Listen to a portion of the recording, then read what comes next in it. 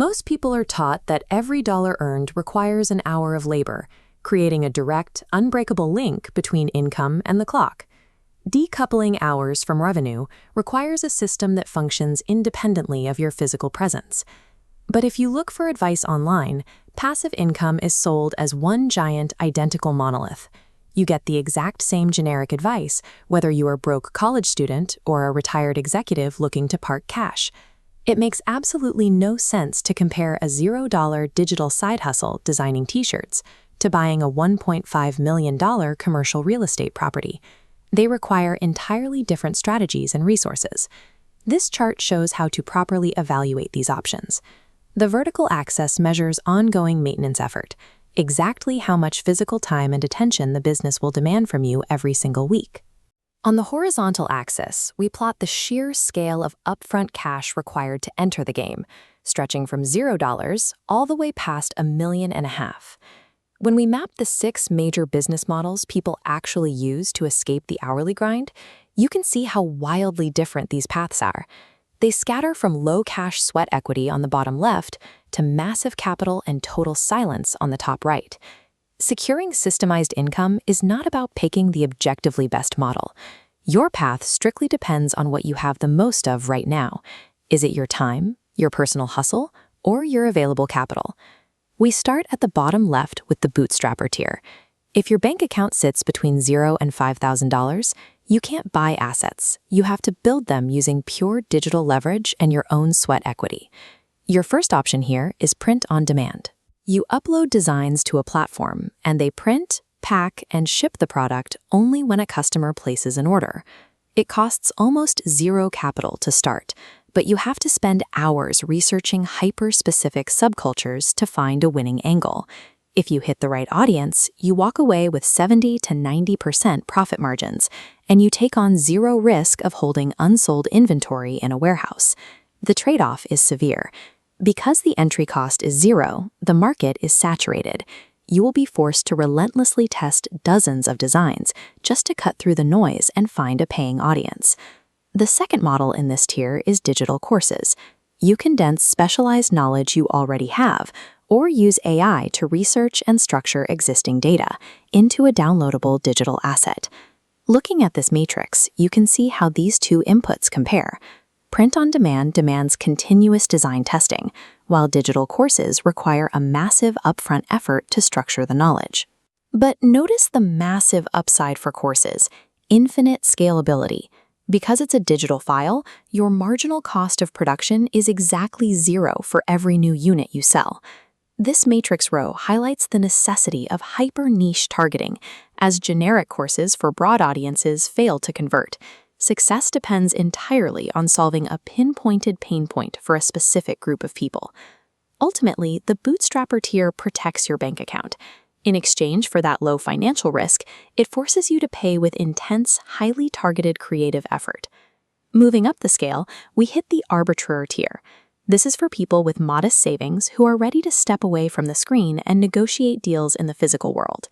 That starts with rental arbitrage. You need between $5,000 and $15,000 for lease deposits and furniture. You sign a standard contract, but you negotiate written permission from the owner to sublease the unit on short-term rental platforms. You pocket the difference between your monthly rent and the nightly bookings. That allows you to generate equity-level returns of over $1,000 a month without ever owning the actual building. But the trade-off is heavy. You personally carry the full liability of that lease. To survive vacancies and keep your sanity, you must build rigid operational systems, like dynamic pricing software and automated cleaning crews. The second arbitrage option is vending machines. You deploy a few $1,000s per unit and use your personal hustle to negotiate prime floor space in high-traffic areas, like hospitals or office buildings. Expanding our matrix, you see the distinct jump in required capital for both arbitrage and vending, trading higher entry costs for physical returns.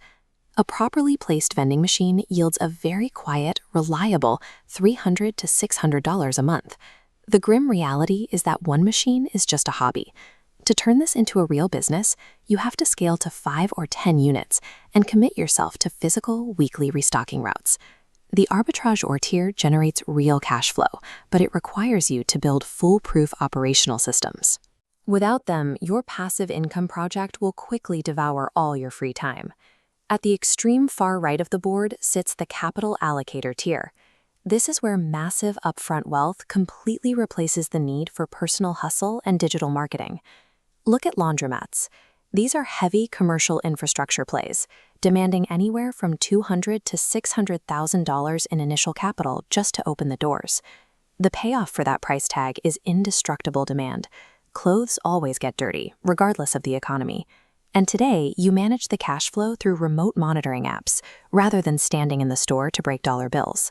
You take on massive commercial real estate and equipment risk, but in return, you secure a business that often requires fewer than 15 hours a week to physically manage. Then there is the ultimate endgame, self-storage. At over $1.5 million to build, it is the most expensive model by far, but it carries the highest income ceiling on the board. When we reveal the final tier of our matrix, you immediately see how these infrastructure plays require staggering upfront cash, while dropping the ongoing weekly hours down to the absolute minimum. Storage facilities generate massive recurring revenue. The average customer stays for over 14 months, while automated software handles every lease, gate code, and late fee without you lifting a finger. But the barrier to entry is absolute. These models are entirely inaccessible to 99% of people due to those extreme capital costs and highly restrictive local zoning laws. There is also a psychological hurdle here. The businesses with the highest, most reliable yields are fundamentally boring. Metal boxes and washing machines. They completely lack the glamour of a digital startup. True, set-it-and-forget-it passive income actually exists. But the entry fee is astronomical infrastructure capital, which effectively locks out the people who need the cash the most. Our completed matrix exposes one undeniable trade-off. The highest financial success rates belong to the least glamorous businesses, while the sleek digital ideas require the most aggressive personal hustle. Map your path by capital. Under $10,000, use expertise for a course or test print on demand. $10,000 to $200,000, scale software with rental arbitrage or run routes with vending machines.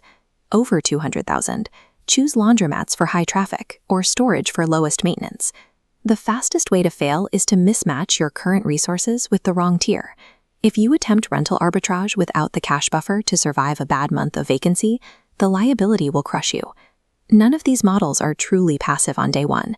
To get the automated machine, you must trade an intense burst of front-loaded effort first. So look at the resources you actually hold today and pick the machine you can afford to build.